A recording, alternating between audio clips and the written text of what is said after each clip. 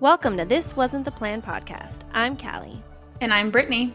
And we're two best friends who met during breast cancer treatment in our 30s. This rocked our world, but we managed to get through it together. We've laughed, cried, and learned a lot along the way. This is our real, raw, and honest journey, and we're here to help you feel less alone in yours. Thanks for listening. Now let's get on with the show. Hello. Hi, how you doing? I'm good. How are you doing? I'm good. It's Saturday, just loving weekend life, except not loving college football losses, but that's okay. I cannot relate. I'm sorry. I am behind on my Housewives, so I guess that's kind of like if your team lost. I don't know. Who's the quarterback of Housewives? I don't know. I could get it. That's a whole other episode. I think, was it episode 1 where we tried to do sports references and it tanked pretty quickly, so maybe we don't do that. Yeah, we won't do that. No, I just butcher them. How has launch been? We just recently launched our podcast, basically announcing it to the world. How has your social media posting been going? It was honestly, I was just so excited. I feel like we've worked for a long time on getting this ready. You and I are both pretty meticulous. Like, let's think through all the things people. I've talked to some podcasters who are like, I still don't, blah, blah, blah, like all these things. And that's just not like our personalities. So it's fun to finally get it out in the world. It's also really good practice to not polish every single thing. At some point it's like, it's ready. So how do you feel like it's been going? Great. I mean, I haven't had to do anything. I just got to enjoy all the content you're putting out there. So it's great. And you're doing content a great job. That you edited. So, well, I don't know. So today's episode, we are going to be, I'm going to be telling my cancer story, from diagnosis up until basically when I did the recording.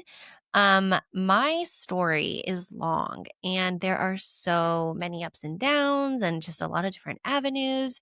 I couldn't possibly fit it all into an hour. It's a slightly longer. I'm sorry.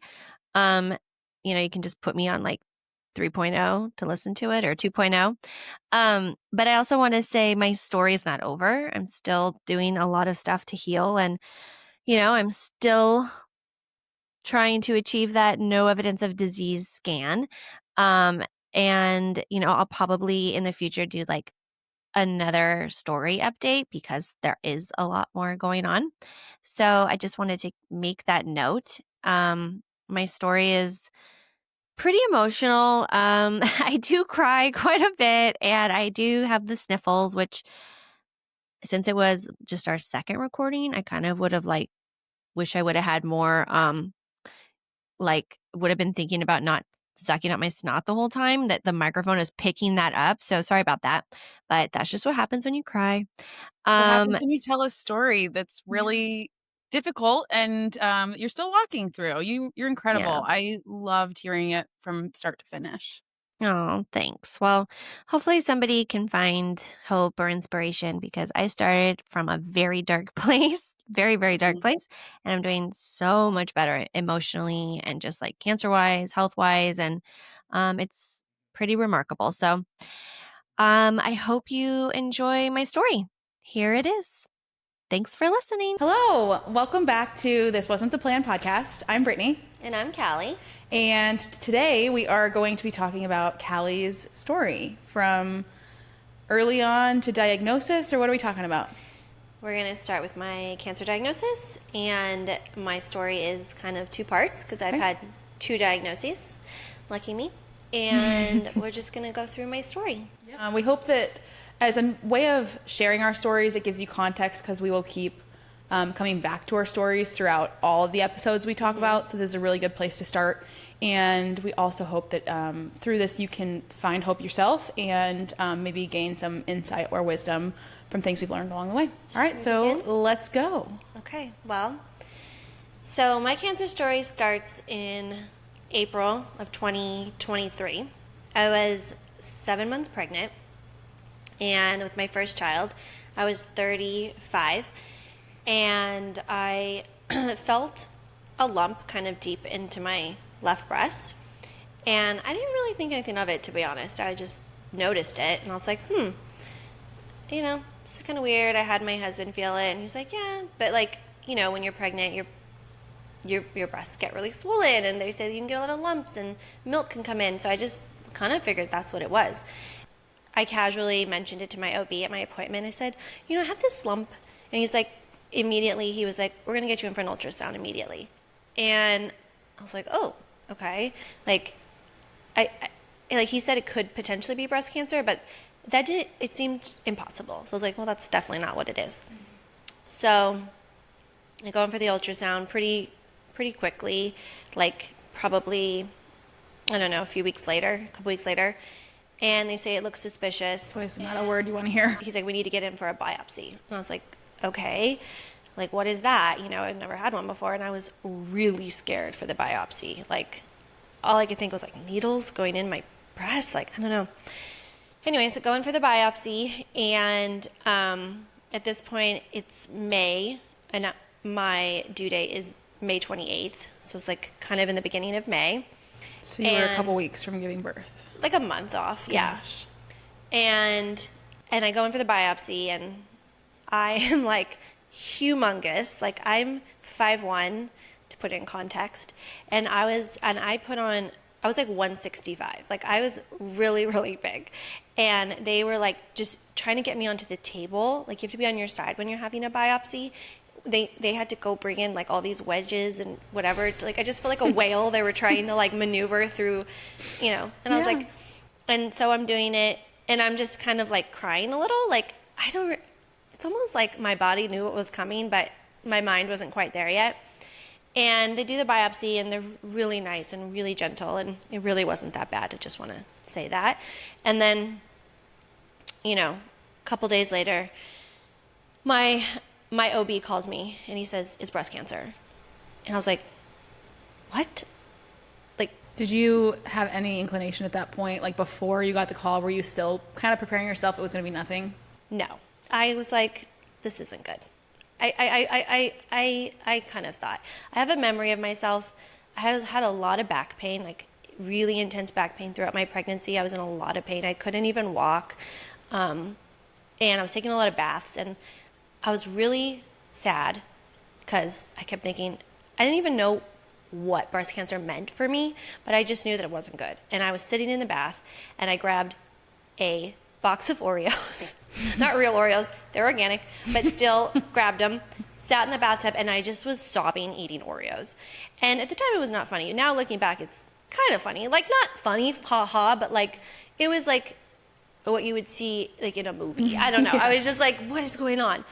And yeah, I was like, I don't know. I just had a bad feeling. And then, yeah, it was like probably like May 17th is when I got the news it was breast cancer. And then he said, so my OB, his wife had breast cancer when she was pregnant with their first child. And so that's why his instinct immediately was to get me in for an ultrasound.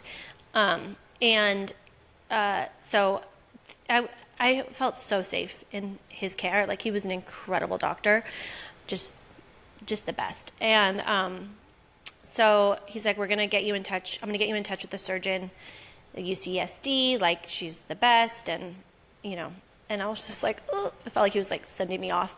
So then I get a call from them, and I have to go in and meet with them, go over the pathology. And so I take my dad and my husband, and we go to UCSD. It's like probably like May 23rd, so I'm 5 days away from my due date. And I go in, and I'm like really devastated. I'm like in shock and devastated. I'm just like, I just don't know what it means. Like, I don't know what breast cancer means to me. And I go in there, and I meet with the surgical oncologist nurse practitioner. It was a male. And I sit up on the table, and he just starts telling me what kind of breast cancer I had. I had stage 2, estrogen positive, progesterone positive, and at the time HER2 negative. And he said, and then he starts, it just felt like a spiel. Like it felt like something he had like recited over and over again. And he goes, okay, this is good news. It's only stage 2. He's like, and this is what we're going to do for you. He's like, we're going to get that baby out immediately. So, that. And then he said, He's talking about your baby, my baby, or calling the tumor the baby? No, my baby. Okay. Yeah, no, my little baby. Your son. My son. He's like, we're going to get you're going to have the baby, induce, have the baby. He said, when you get out, we're going to, I had like a couple options. I could start with chemotherapy to shrink the tumor, because my tumor was about like just under 5 centimeters, so it was pretty big. He's like, we could shrink it, do like 4 to 6 rounds of chemotherapy, shrink it, see if we can shrink it, then have surgery, follow it up with more chemotherapy depending on the pathology results of that tumor. Then after that chemotherapy, then we do like 30 rounds of radiation, and then start hormone therapy for 5 to 10 years. Now, if I want to have any more children, I can get off the hormone therapy after 1.5 years, do IVF, and then have a baby, and then get back on hormone therapy. I was like, is that all? And you're 5 days from having a child, and every mother's thoughts are all consumed with being a first-time mom. And now, like, how did you even process both of those things at once? I didn't. I was like, when am I supposed to care for the child? Like, right. Like, what? And then, that meeting was probably like 3 hours long, because they go over everything, then they do like a physical exam, and then they wanted to get more imaging and another biopsy. So Where they want the other biopsy? They just wanted their own, because I did my biopsy through like a different a different office or something. It was really weird, and they wanted their own, and I was just like, oh, and I had no ability to like advocate for myself at that point. And I didn't really want to do a mammogram, but like, because you only had an ultrasound on it at that point? Yeah, I'd only done an ultrasound, and it's radiation. I have a baby. They put like the shield over you, but I still think about that to this day, that I had a mammogram while I was pregnant, and that really upsets me. Is there a reason that they say why they wouldn't just wait the 5 days to, like, you were almost due? They just rushing me. And then it was really, I was just crying through the halls. Like, I just remember when they were like, I was waiting in the waiting room, and I was just like sobbing. Like, I was just crying, and they were like, are you okay? And I was like, no, I'm not okay at all. Like, I am pregnant, and I have breast cancer. Like, this is terrible. This is the worst thing ever, Now it's 5 days for my due date, and I'm getting pressure to have that baby. And like, up until then, like up until the diagnosis, I was reading all about natural childbirth. I was like going to have a natural childbirth. I was like really dedicated to it. My biggest concern was, do I get a wax before my baby? Like, that was my biggest concern. Little did I know.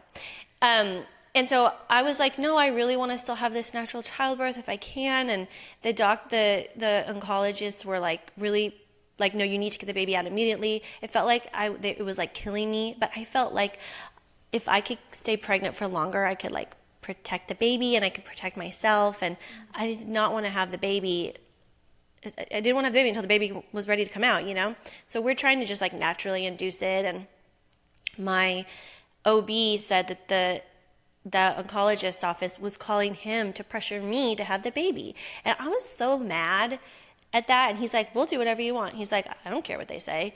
And he was amazing like that. But I ended up having to go in to induce because my OB was going out of town, and I was so scared that the baby would come when he was gone. So cut to me, I go to the hospital, and I have my baby. I have him via C-section, which was not my choice, but that was just the way it was. And it was not what I expected. Like, the joy that you get when you're pregnant, or most people get, and then they have the baby. It's like, I didn't really get that. Sorry. This always makes me really emotional. I didn't have that because, like, with the birth of, like, my son was, like, the birth of the beginning of this, like, cancer diagnosis. Like, I just didn't know if I was going to, like, live. Right? No one at that point was, like, saying you're going to live. Yeah. Like, why did anybody say that, Like, you're going to be okay. No doctor said that. They just said, like, you get to do all this stuff. So I'm thinking, oh, great. Like, yeah, all these standard of care treatments that didn't sound great with a newborn. Anyways, so I had my baby, and then in the hospital, every 12 hours there's like a new nurse, and every time the nurse came in, they'd read my chart. They'd say I had breast cancer, and they'd be like I wasn't met with, oh, new mama, like, new baby. There was one nurse who was so nice, and she was like, she kept calling me mama, and she was just like really sweet, and I was like, don't leave me. She left, Right. and I was like, no, I need you. Now I'm back to being the cancer patient, not the new mom. And then I finally, I was holding him, and I, was so in love with him. And then I remember, on my last day, this, the doctor on the floor, there's always, an attending doctor of the floor. He's not my doctor, but a doctor. He came in. This is an OB. I don't know what. Yeah, Whatever. I guess so. Okay. Whatever. He sat on my bed, and he goes, so what's going on with the breast cancer? And he was sitting on my bed, and he's like, what are their doctors telling you? I'm crying or laughing out of anger. Not. Yeah. It's funny. That's awful. I know. And so I tell him, they want me to do, I need to go in and do, chemotherapy and blah, blah, blah. And I was like, but, I really want to have more children. And, I was already thinking about wanting more kids at that point, I always wanted a lot of children.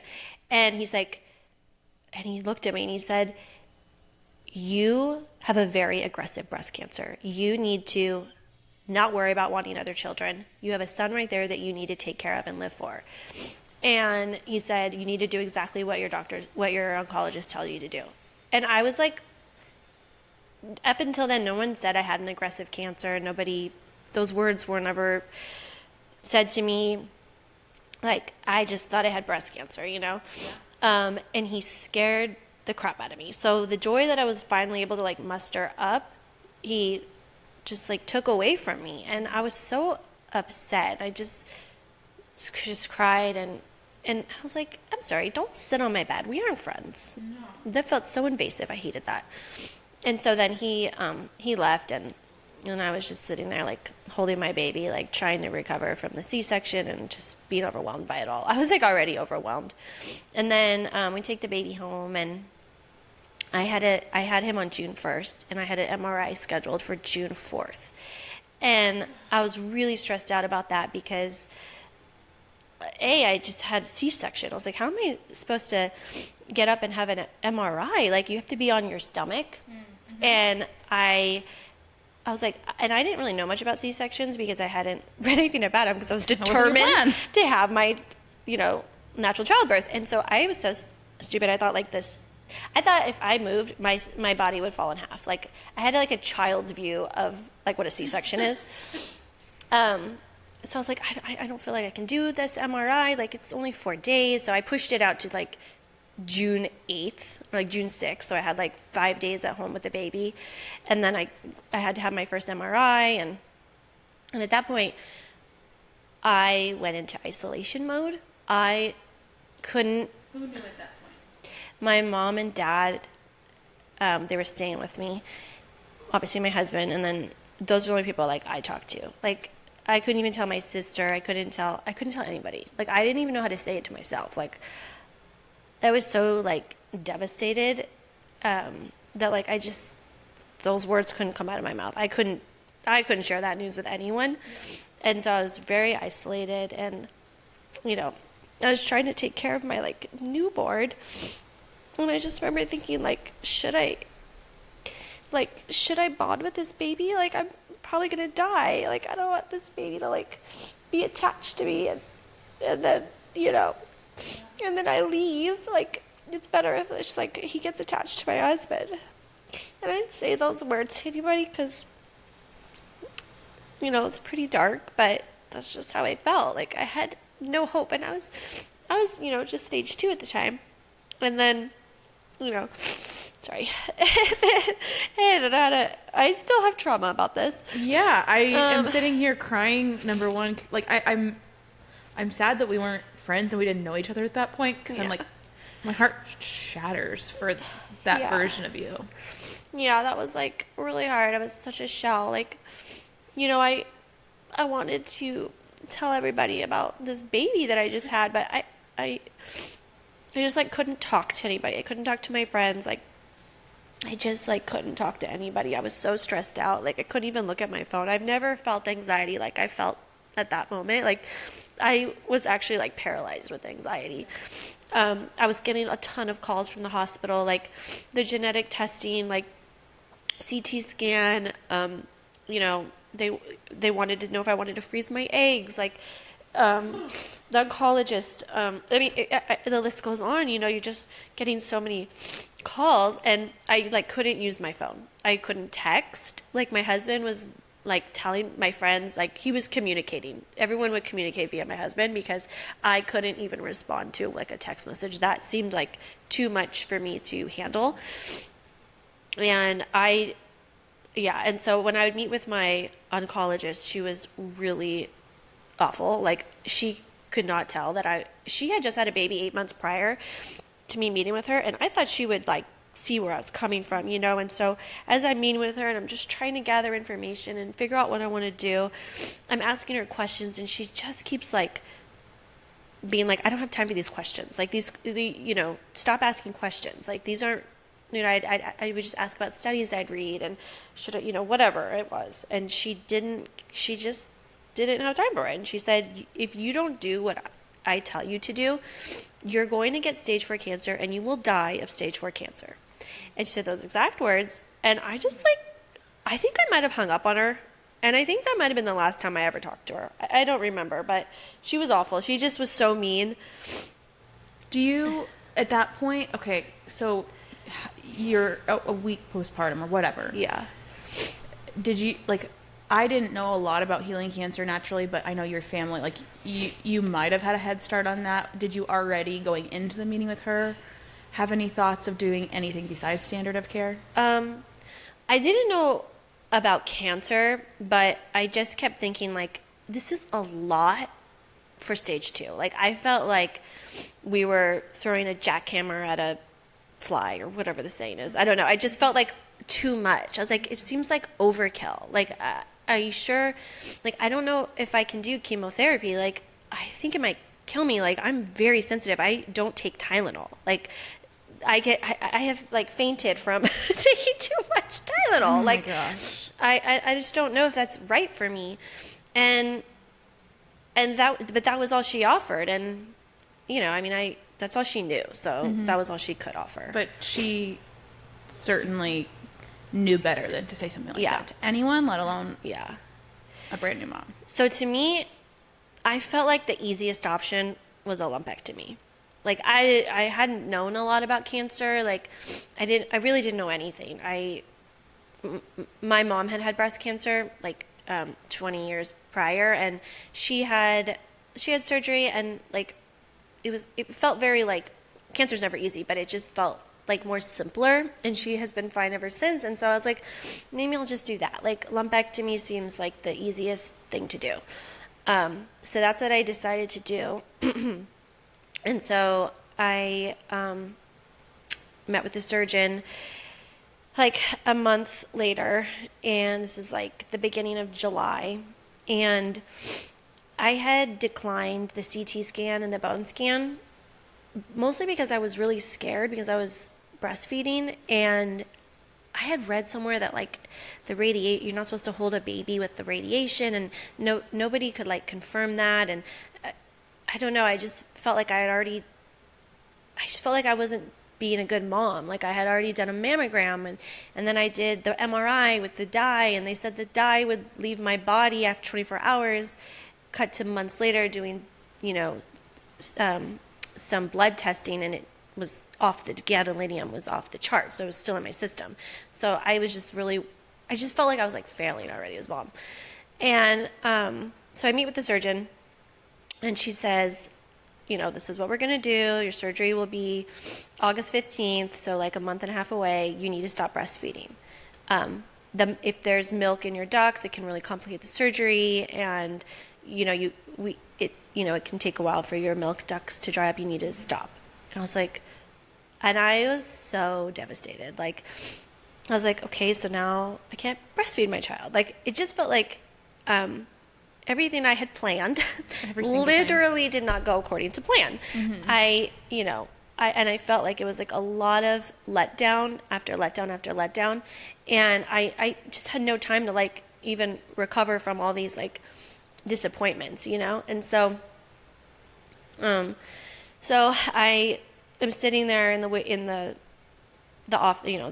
medical office after she meets with us, and I'm really crying. Like, I'm like really devastated. I'm sitting with my husband, and she says to me, she's like, I know how you feel. I breastfed both my kids for 2 years. And I was like, what? You don't know how I feel. You got to breastfeed your kids. What does any of that have to do with? I don't know.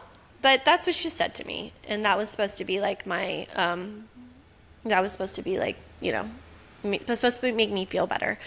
And so I went home that night and I like breastfed him all night long just because I was like so devastated. And then like, the next day I wasn't breastfeeding, and like I didn't know anything. It was like my first time. It only been a month, and you're not supposed to just stop breastfeeding cold turkey. You're supposed to wean, because otherwise you can get like mastitis. It was extremely painful. Like my breasts were super hard, and also there's a hormonal drop. Like it's a hormonal thing when you're breastfeeding. And so I was depressed and like really bad, like postpartum depression plus cancer depression. Yeah, like I couldn't get out of bed. I was just like, and I didn't understand what was going on. And I was like, why did the surgeon, if she breastfed for 2 years, both her kids, you'd think she would have casually mentioned like you should wean yourself, but she didn't. She told me cold turkey. So that's what I did. And I remember being in so much pain, and I like. Did any part of you think like, is this cancer pain or breastfeeding, like weaning pain? No, I knew it was the weaning, or not weaning, the cold turkey. I knew it was that. My lump had no pain. Like I didn't feel anything with this lump. I was just really, really emotional, and it was like, that was to this day one of the hardest things I've like actually gone through with all of the cancer, like having to stop breastfeeding, because it was just felt like I was failing already as a mom, and it was just really hard. And then so I remember I was like in so much pain. I had a faith, but my faith was extremely shaken at this point. But I was like praying to God. I was like, can you please take away this pain? Like this is terrible. Like in my breast, like I never felt that before. It was like horrible. And I swear the next day I was actually fine, which is kind of rare and weird. I really think he took away that pain. He's like, well, a little miracle along the way. You have cancer, so I'm going to give you this solid, take away this pain. So anyways, I have my surgery August 15th. I have a lumpectomy, and throughout this time, I'm having these appointments and I'm having to leave my son. I also was like hoping that the first 40 days, like we're Greek, it's like kind of in our culture to like stay home for 40 days, not take the baby out. Like you're at home, like it's supposed to be like peaceful bonding time.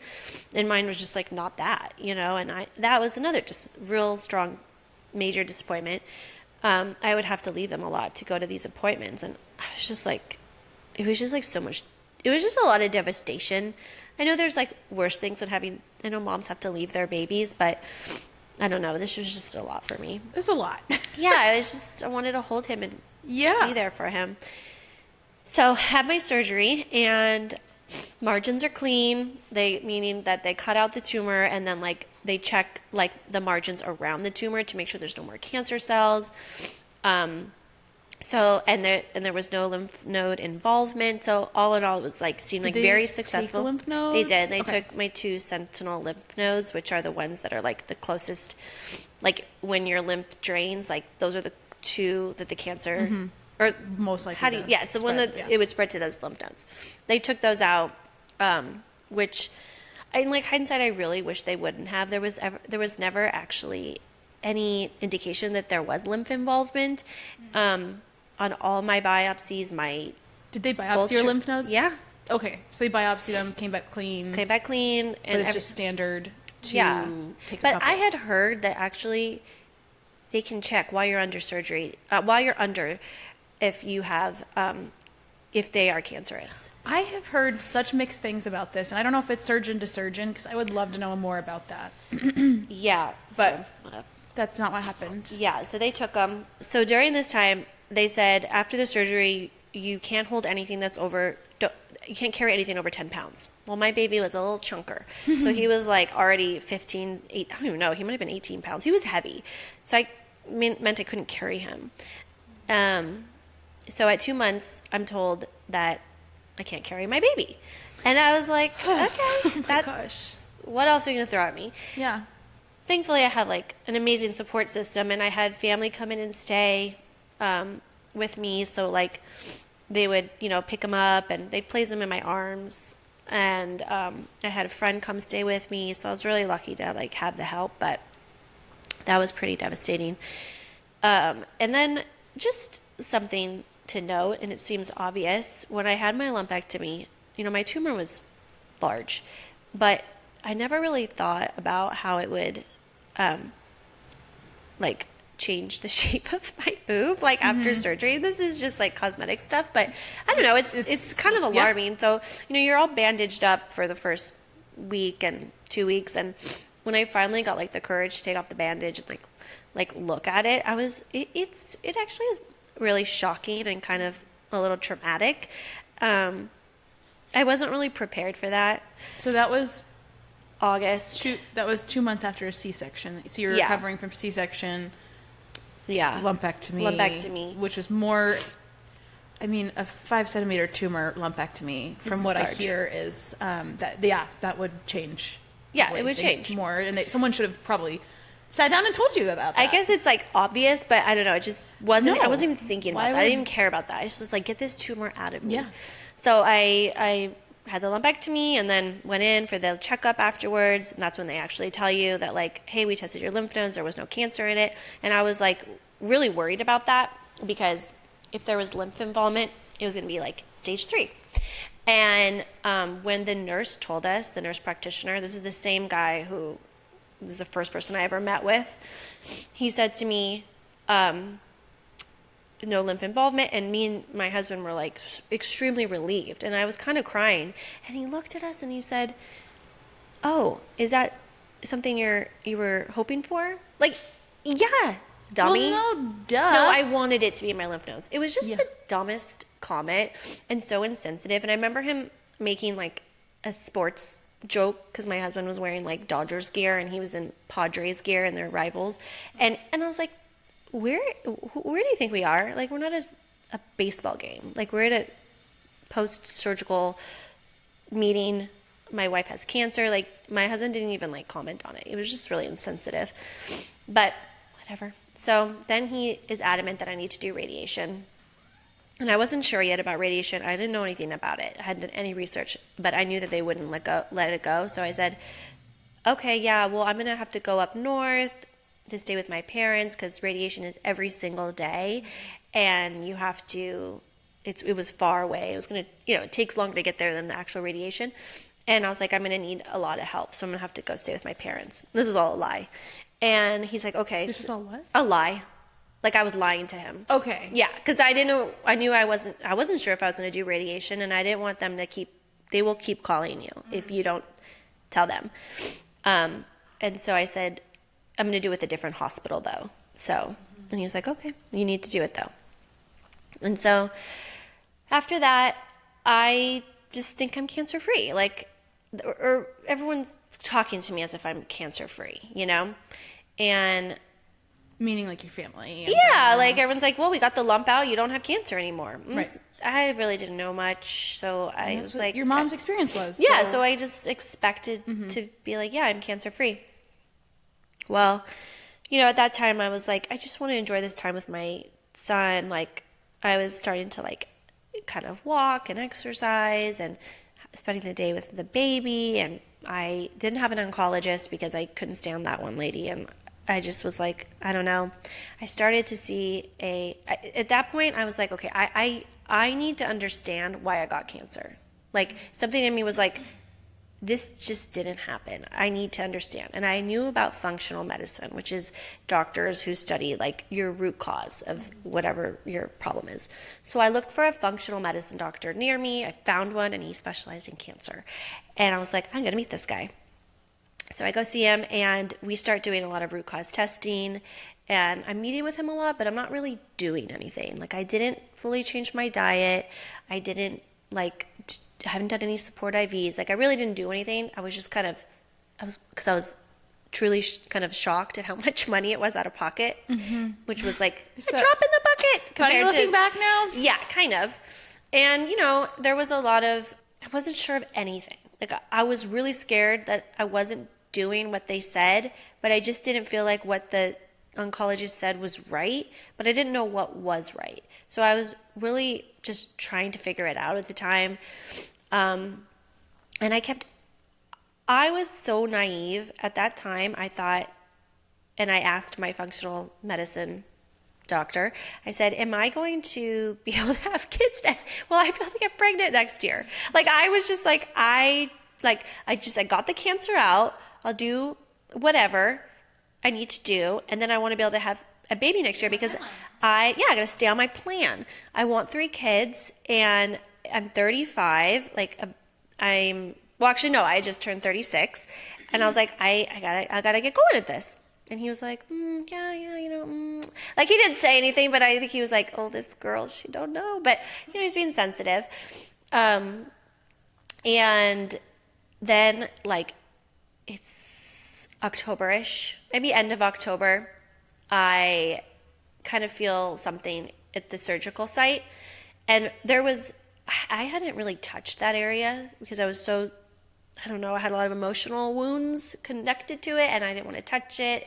But once I did, like, there was scar tissue, of course. But then I kind of started to feel something, and I told the functional medicine doctor, I was like, I feel something here, but it hurts. Like, it really hurts. It doesn't feel like the last one. It's like kind of painful. So I thought maybe it was a hematoma or something, because they said, my surgeon said, like, make sure your baby doesn't like kick you or whatever. Kick you. It could cause like a hematoma, like a blood sac. So I was, he was kind of ultrasounding it at his office, and he said, I think you need to get an ultrasound. And I just this was like November. Things were slower at this point. And I was like, this can't be another lump. Like, right. That's not how it's gonna go. No, that's not the plan. And I wonder why we chose the name we chose. Yeah, exactly. And I just sat there in his office crying. And then I finally get an ultrasound appointment. It's not till like December 29th. And so that Christmas was like, it was supposed to be my son's first Christmas, supposed to be joyful, but I just had that hanging over my head, and I knew it was coming. And I go to ultrasound, it comes back malignant, meaning it's cancer again. I'm just like, what in the actual F? This is like 3 months post-surgery, and I already have another tumor. Like, I don't think that's good. So at that point, I'm like, well, I need to get another I got to get another oncologist. So I find one. She's a woman, a different hospital. She has a much better bedside manner. Like, she has more sympathy, but she was really insistent on me doing chemotherapy. And I was like, I was kind of close to doing it, but I was just like, I just like feel like it'll kill me. Like, I just don't know if I can like really withstand it. And then I was like, somehow I was watching some like breast cancer summit thing online with my dad, and we came across this doctor at this cancer center, and I was like, I wish I could go to a place like that. Like, that's what I need. I want like whole body healing. I feel like I got this cancer because I had an incredibly toxic terrain and, emotional like stuff, chronic anxiety, all the root cause things that we finally uncovered. And nobody's like looking at that. They're just treating me like every other cancer patient, and I'm an individual. Like, I'm different. Like, I need individualistic care. And so I looked her up online, and I found out she was only 40 minutes away from me. And I was like, I have to meet with this doctor. So we go there, and me and my husband go and meet with her. She sits down with me, and I finally feel like I'm seen. Like, every doctor before me just didn't see me as like the struggling person that I was. Like, I was really struggling with every doctor. Like, even my integrative doctor, the man, he was really nice, but he kept being like, your body's really stressed. Like, where's the stress coming from? And I'm like, I just like looked at him, and I'm like, how do I answer that? I have cancer and a baby. Like, where's my stress coming from? Like, and I don't think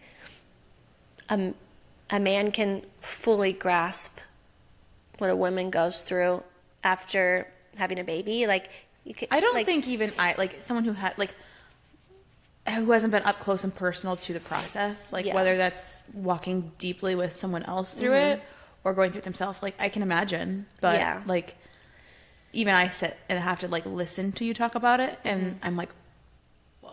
Yeah. It felt like my whole world was like falling apart. Yeah.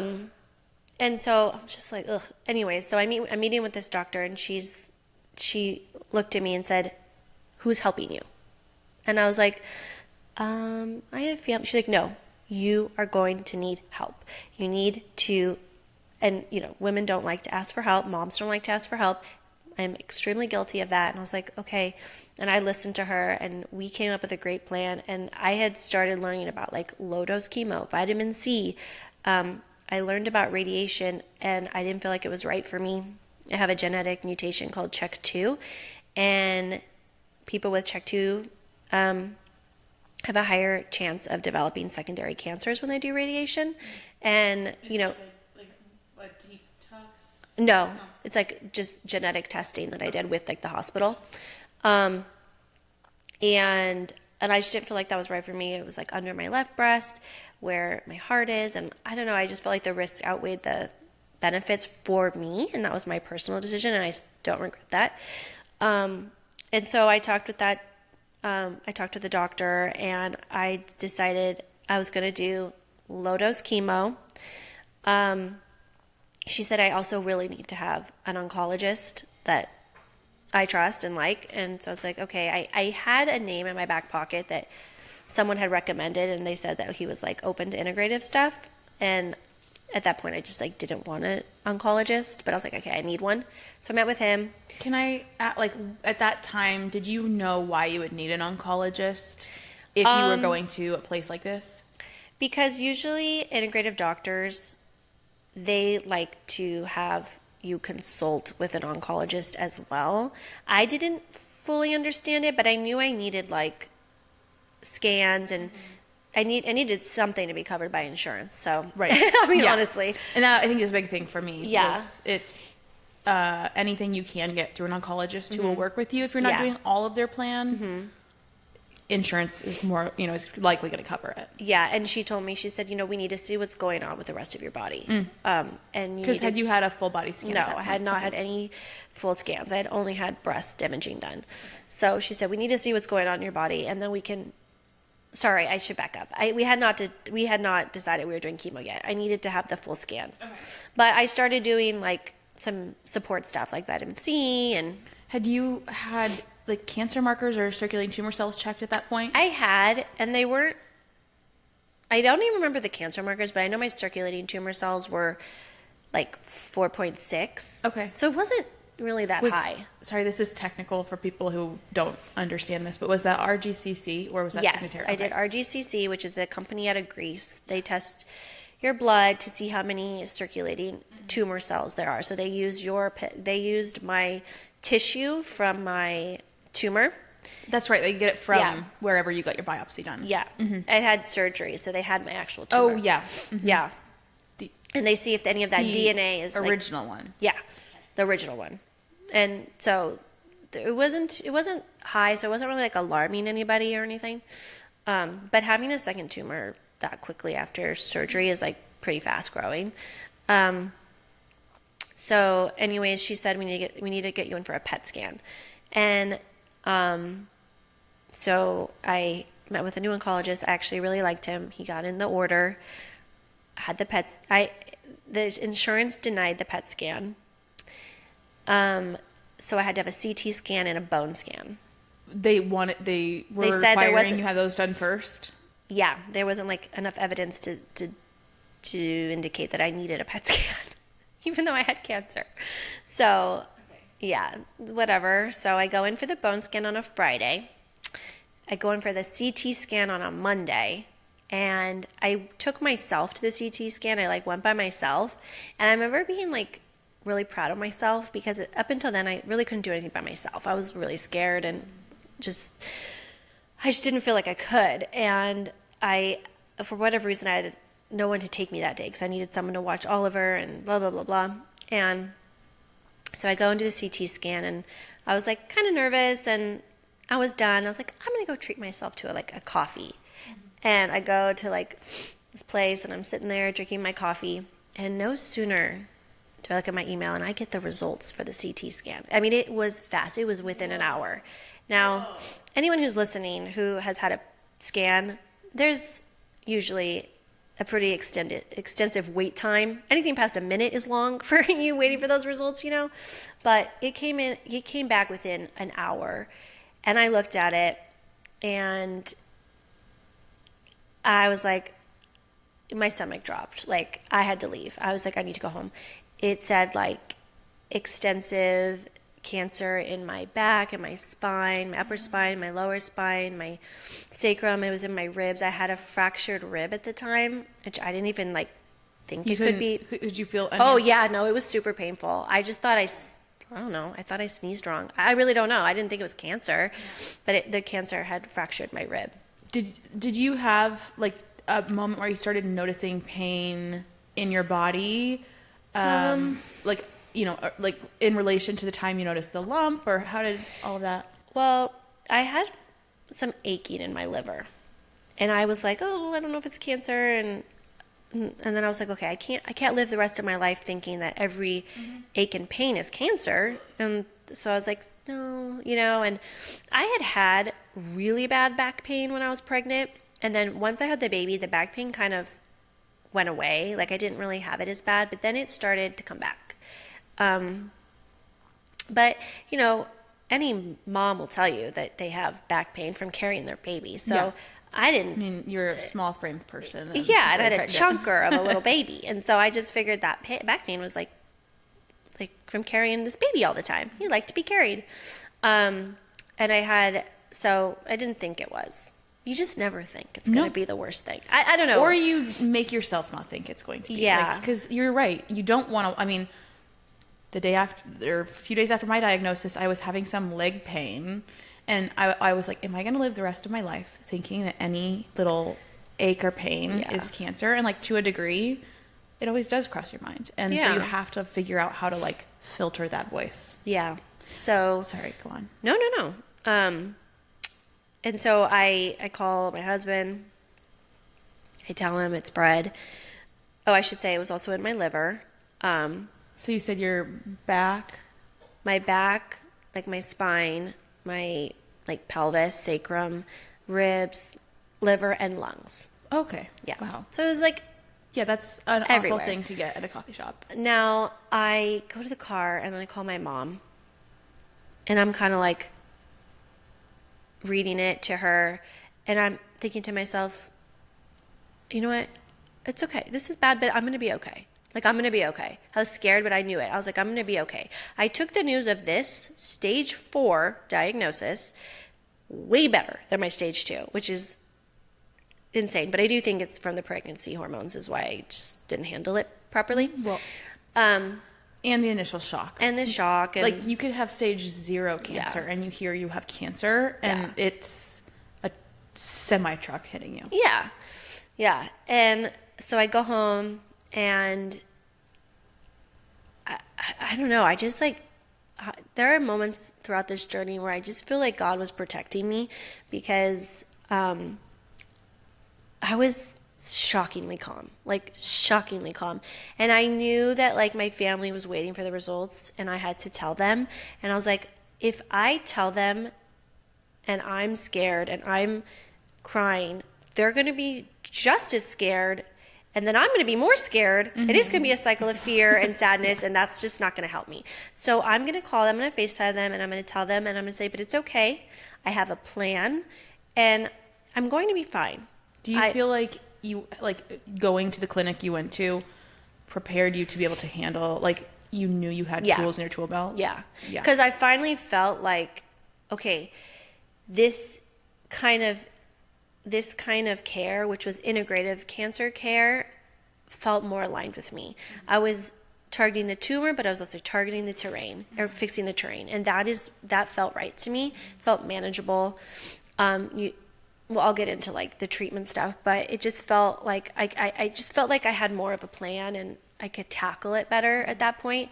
So I called my family, like different members of my family, and I told them, and I was like laughing, like I was being my jokey self, like really lighthearted, because I just needed them to be the same. I needed them to mirror me so that I knew that I wouldn't like freak out. And then, so this is like part 2 of my cancer story, because my first part was stage 2 and then the second part stage 4. And when did you get that scan and find out that it was? This was February of 2024. Okay, so me and you met, I think, January. Yeah, because you started getting IVs and stuff. Okay. I started getting like integrative, like I started getting some support IVs. I was doing like hyperbaric oxygen chamber. I was just like starting to like learn about all these like integrative stuff. I was reading a lot of books about it. I had learned about low dose chemo, and I was like pretty sure I would probably do it. And then once we got it, the results, and I talked to the integrative doctor, and then I talked to my oncologist, we decided we were going to throw the kitchen sink at this cancer. So I did low dose. I started with low dose chemo.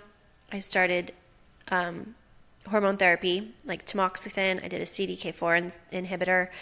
I did, and then I eventually in May I started immunotherapy. Called Herceptin, but I only did it at 50% with my oncologist. That was at the oncologist office? Yeah. Okay. So then my cancer pathology came back, and it was HER2 positive. So when it came back the second? Okay. Yeah, the second tumor. I do feel like that second tumor came, like, I always feel like everything does happen for a reason, and that's, if I didn't feel that second tumor, I may never have found the cancer, because I was pretty much gonna live my life like I never had cancer. Like, that's how I felt like after my surgery. I was like, this sucked. I don't want this. I want to live my life. I would like to deny this ever happened. And so I didn't want to spend my time in like oncologist offices and scans, and I didn't want that to be my life. So if I never had that tumor, I don't think I would have ever found that cancer. And so I do feel like it was placed there and grown at that rate to be able, so that I would find it and like get to this point, right? So I go to the center, and still at this point I really like didn't I had no like community in the like cancer world. Like, I didn't really like know anybody. I had nobody going through it with me. It was just like me. I felt like I was the only one to get cancer, even though cancer, millions and millions of people have had cancer. And when I met you, that was like the start of like, you know, like honestly, like such great support, because I was really scared to talk to people. Like, anytime I go to that cancer center, I kind of sit in the back by myself. I'd bring like my iPad and I would just want to like, watch Housewives and just like take my IVs and like whatever. Like I didn't know if people wanted to be talked to. And then I met you and you were like, you just seemed like very together and like this girl knows what I felt like you'd been going there for months. Like you were a regular and you got my number and then like I remember like thinking about you and like you texted me or I texted you I think and asking how you were doing. And then I was like, "Oh, maybe people do want to talk to people at this place." And then once I started doing low dose chemo and you kind of do it with similar people every week, I was like more open to start talking with others. And then I was like, whoa, I needed this. Like sitting there talking to other patients going through what you're going through. Like, and honestly, they were mostly young women. Like some of them were moms, some of them were hopeful moms. Like it was sad but inspiring. And like I finally felt like I can talk to people doing it how I was doing it. And would you say, I'm looking back at my time because I think thinking about these kinds of cancer clinics, I imagined like elderly, frail, like people, like I had a certain view. I was like, I'm going to walk in and be the youngest person at this place. Yeah. Like in, at least in low dose chemo. Yeah. Would you, like you say, like what percentage were like around our age? I mean, like probably 50%, 60%. 50 to 60. It was high. It was mostly young people in their 30s to 40s. Not a lot of older people. It was a lot of young people, and it's just, it's devastating. I always felt though when I was there, I was like, I never felt like sad for others because I felt like they were going to heal. I was very adamant, like these people are healing. Like they aren't surviving, they're healing. And it wasn't until I saw a mom one day, she came in and she had, this baby it couldn't have been a month old. And I could see she was new and I could see she was overwhelmed, like fresh diagnosis. And she had to do all these appointments and she couldn't bring the baby in. And I remember thinking, oh my God, like that was really hard because I just knew what that was like. And I was like, do you want me to hold your baby? Like, I know I'm a stranger, but I have a newborn too, or I have a baby too. He was like 8 months old. And, happy to hold him for you. And she was just like, I can't give my baby to a stranger, but it was just really triggering. But anyways, just like creating that community started to make me feel like even more like secure and like the treatment and like my plan. And I had gotten about 12. I did 12 rounds of 12 rounds of low dose, and then I got my first PET scan, and it showed. I actually thought I'd be like cancer free. Like I was like, oh, I will not have cancer anymore. They said they suspected I would need 12 to 16 rounds of low dose chemo. I still had cancer at that PET scan. I was like, ugh. But a ton of improvement. No, this was in June. Okay. June of 2024, I had my first PET scan. The lungs, there was no more cancer left in my lungs. The ribs the cancer had cleared up in my ribs. I had improvement in my liver and that like the tumors were shrinking, or the SUV scores, which is the standard uptake value, which measures the metabolic activity of a tumor, was lowering or decreasing. My breast tumor shrunk a little, but like it was still there. So I had a significant improvement, but I wanted no cancer. Then my oncologist said to me, okay, we have one missing piece of the puzzle. We got to see what's going on in your brain. And that was kind of my scary place. Everyone has their scary place. And that was mine.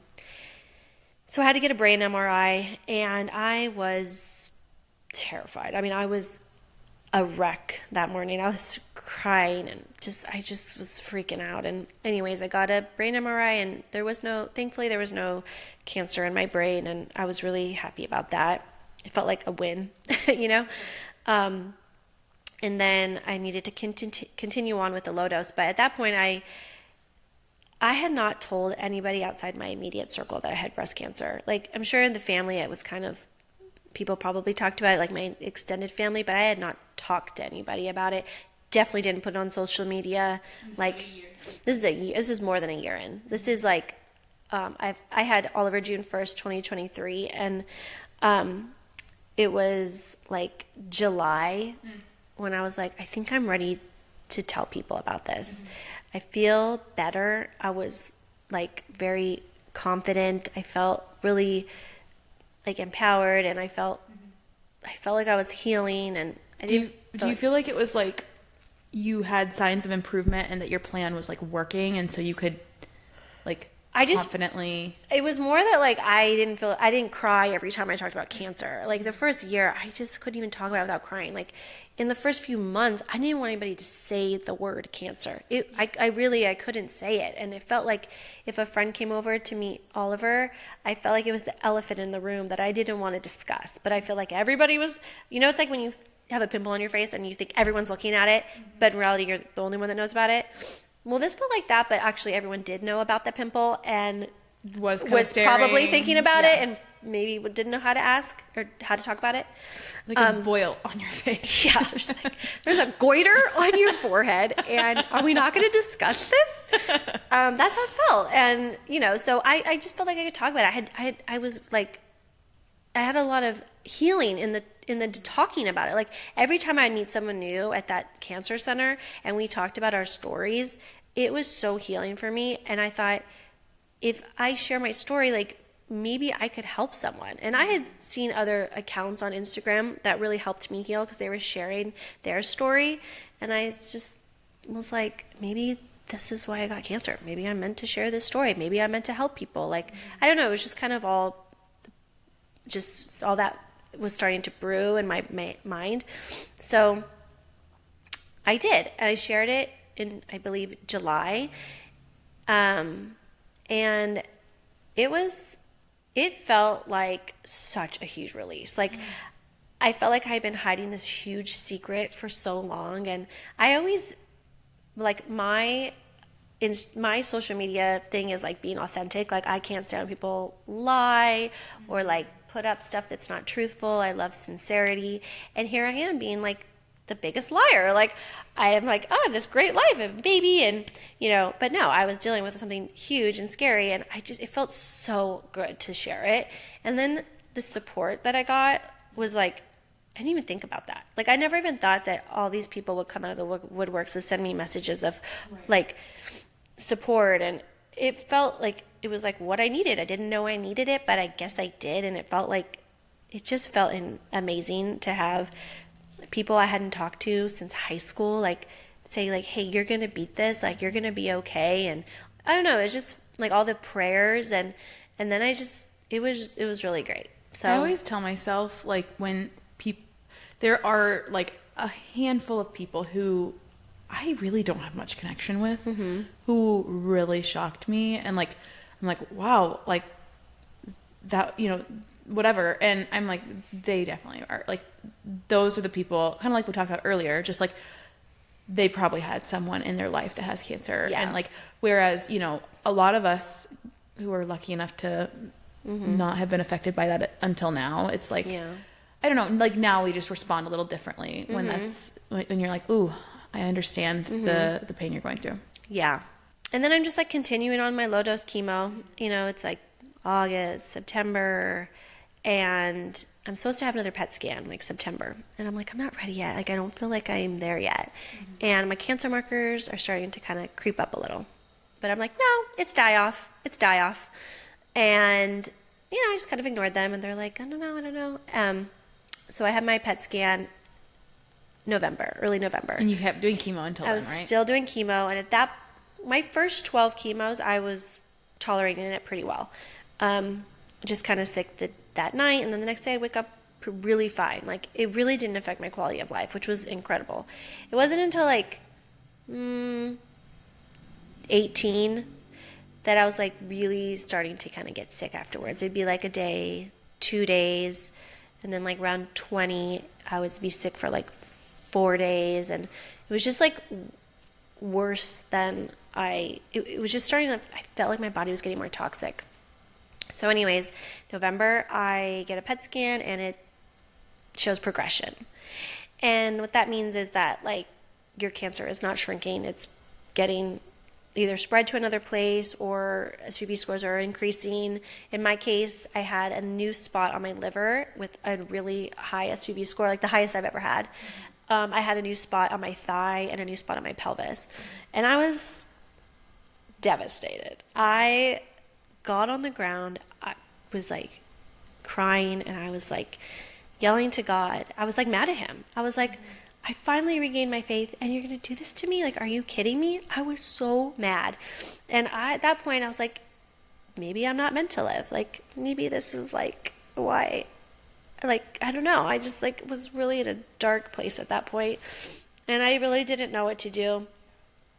And I had to like really like take a step back and like think about what I wanted to do because, you know, I was still doing all of that treatments and like all of that wasn't working. Like that's like, you know, it's one thing when you have the options and then when those options don't work, that's when it gets really scary, you know? I started seeing a medical medium, which is like very outside my, what, I don't know, like what I believed in. Like I was, you know, I was raised Greek Orthodox. Like I don't think it's part of the religion. I thought I might go to hell because I started seeing her, but I met with her and she like pulled me out of the depression. I mean, it was like I physically felt her take the negativity out of my body and I finally started to see like hope. And I had been thinking that I was just becoming too toxic with all of the stuff I was putting in my body and I needed to heal more naturally. And I was like, you know, I feel like I got cancer because of the toxicity in my body. So if I'm going to heal cancer, it's not going to be from more toxicity. It's going to be from less. So I made the decision to stop low-dose chemo, stop my immunotherapy, stop the CDK4 inhibitor. I stayed on a hormone blocker, but I switched it to something called anastrozole. I started Zoladex, which shuts down your ovaries. And then I was like, I got something called a Rife machine, which is frequency healing. And I said to my oncologist and my nurse, I said, listen, I want to try something a little out of the box. This stuff wasn't working. I'm going to try this. We'll have another PET scan in 3 months. If it's working, great. If it's not, I'll do what you guys are suggesting. Was there any, like, what was the switch in hormone therapy? Like, what was that conversation with your oncologist like? Well, he just said the tamoxifan's not working. He's like, we gotta, but there's other ones. So they switched me to anastrozole. And then, so, you know, and then also another piece of the puzzle that is like brought up when you're doing integrative healing is your emotional wellness and your emotional healing. And I started doing something called Cereset and like Evox, which is, Cereset's kind of hard for me to explain, but you kind of like sit there and they put these like things on your brain and you're creating new neural pathways and it helps you get out of fight or flight. So that helped with my like nervous system. And then through Evox, I discovered I was like holding on to like a lot of resentment and like guilt and these things. And I had like a huge emotional breakthrough in December. So that was like another key part of healing. And then I had my PET scan in February and it showed so much improvement. Like it was crazy. Like the new tumors were basically gone. Like the big tumor in my liver was gone. It was resolved is what they call it. My breast tumor had shrunk. I mean, the SUV scores were so low. Like they were all under like I think 3.8 was like my highest. Like it was incredible healing. And I was like thrilled and I just felt like I was right. Like I listened to my instincts and they were absolutely spot on. And it took me a really long time to like actually, you know, hear my instincts and believe them, you know, like you hear them, but you don't listen to them. It's hard to distinguish between instinct or intuition and like anxiety. And I think this whole journey helps you kind of figure out which voice is which a little bit. And you're getting a lot of guidance from different doctors and I'm meeting with different people and hearing about all these different things. And I don't know, this one felt right for me. And then now I just recently had another PET scan about a month ago. Same thing, more improvement. Like, it's really incredible. Like, I'm on like a slower healing path now, but I feel like I'm working so much on detoxification, nervous system. I'm working on just like slowing down in life and nourishing my body and like doing all the things that help the terrain, and also like living my life and enjoying life, and not being so consumed with cancer all the time. And I'm going to start a new immunotherapy to see if that will kick this cancer in the butt for good. I'm going to start that next week. And I fully believe I will be in remission. And I'm like, it was like a really long journey, and like I wish I could like go back and like hug that version of me that like was just diagnosed, because it was so freaking hard. But like I can't believe like all the stuff I got through. Like, I've never been someone who could like would call herself strong, or like I'm pretty sensitive and like I'm not easygoing, all those things. And like I cannot believe the things that like I've gotten through. Like cancer is really hard. It makes you do a lot of hard things, especially like needles. I hated needles. How much do we get poked? Like all the freaking People time. who are like who say, oh, I have such a fear of blood, I can't do needle. I'm like, you really can, because I was too. I almost passed out every time I got a poke, and you just have to. But yeah, you realize your strength for sure. You realize you can do hard things, you can get through things, and it's not about strength, it's about resilience. And it's like, you will get knocked down, but it's just like the cliche, like how you get back up and you keep going. And I just like always just want to impart like hope and to people who just don't feel like, who feel hopeless, because there is healing is, I believe healing is always possible. But I do believe you have to believe that in order to achieve that. So I feel like looking back at your whole story, there was like this massive shift, like seismic wave shift in November. And it was like you were on the edge, like you kind of had a crossroads, and like it was not great news. It was, we were very close at that point, and it was like a dark time for you, and it was hard. And what do you think got you, like, what were some of the things that got you to a point where you made a decision that you feel like aligned with your intuition, was the right decision for you, and like brought your hope back? Like, was it people who helped you, who got through the dark time? Like, what were a few things? Well, I realized like I wasn't actually healing in the way I wanted to heal. Like, I never really wanted to do chemo, but it felt like I needed to do it. I never really wanted to do immunotherapy, but I felt like I needed to do it. And I was realizing like all that stuff was like making me sick. And when I kept having something in my head being like, I think you need to stop. I think you need to stop. I don't think this is working. I don't think this is working. Then the PET scan, and I felt like I had started back over again. Like I was at the beginning stages of grief. I felt like I had climbed a huge mountain, and then I was like at the bottom of another bigger mountain.